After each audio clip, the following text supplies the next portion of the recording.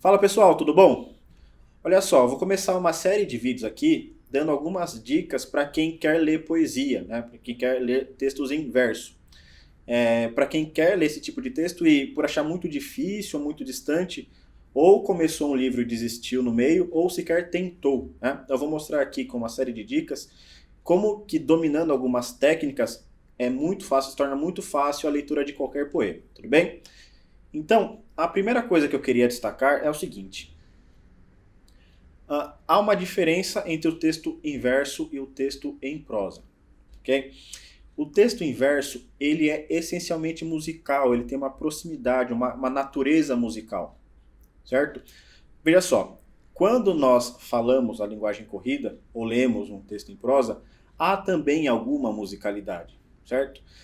No entanto, esse aspecto musical não se destaca, ele não se evidencia, ele não é a coisa mais importante da comunicação corrida num texto em prosa. Existe, mas não é a coisa mais importante. Nesse caso, evidencia-se o sentido, o significado, a mensagem que se quer passar. No texto em verso, pelo contrário, o aspecto musical é o que se evidencia, é o que se destaca. A musicalidade, o ritmo, né? A melodia. Tá? Então, a primeira coisa que tem que se ter em mente é a poesia, o texto em verso, está muito ligado com a música. Ok? O poeta, então, quando ele vai compor ali os seus versos, ele não quer só transmitir uma ideia, descrever alguma coisa, criar alguma imagem. Ele escreve seus versos organizando as palavras para formar também um ritmo. Tá? E aqui podemos dar até uma definição. O verso é um conjunto de palavras organizadas segundo um ritmo. Tudo bem? Agora a questão é, como que esse ritmo se forma? Bem, quando nós emitimos basicamente dois tipos de sons. Sons mais fortes e sons mais fracos. Vejamos aqui, ó, quando eu digo a palavra árvore, vemos que o A inicial é forte, árvore. Né? Quando eu digo menino, o Ni no meio ali é mais forte que os outros sons. Quando eu digo jacaré, o Ré é mais forte. Então, esses sons fortes nós chamamos também de tônicos. Né? Então, as palavras têm tonalidades diferentes. Né? Tem sons com tonalidade mais forte e com tonalidade mais fraca. Essa que é mais forte nós chamamos de som tônico ou sílaba tônica. E os sons mais fracos nós chamamos de sílaba átona. Tá?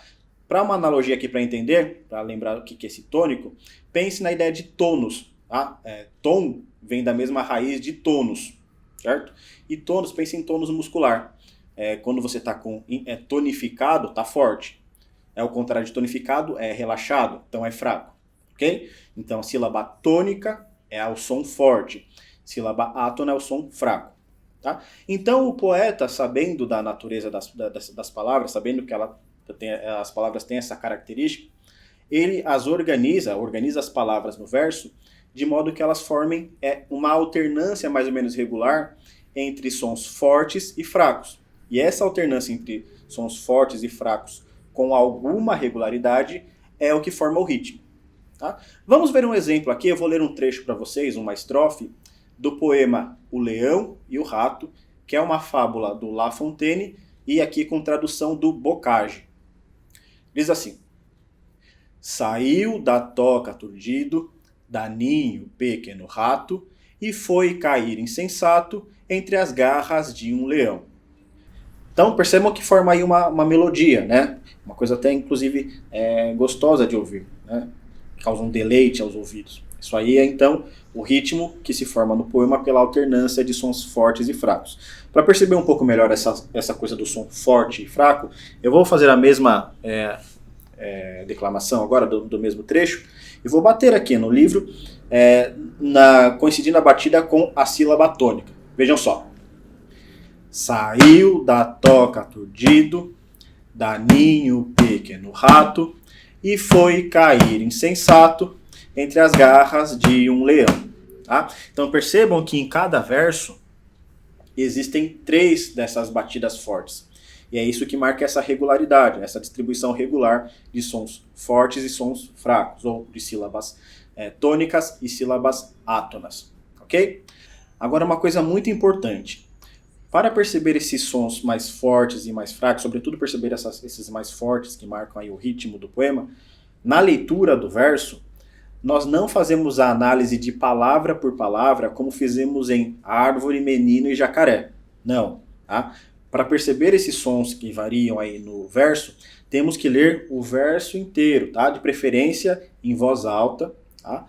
Para percebermos no ouvido esses sons que se destacam. Tá?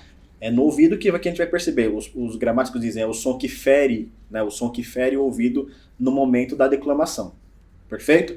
E assim, no começo pode parecer um pouco difícil, mas com o treino isso aí vai melhorando e todo o exercício aí no começo é justamente deixar o ouvido mais sensível para captar esse tipo de som, essas diferenças sonoras. Ok? É isso.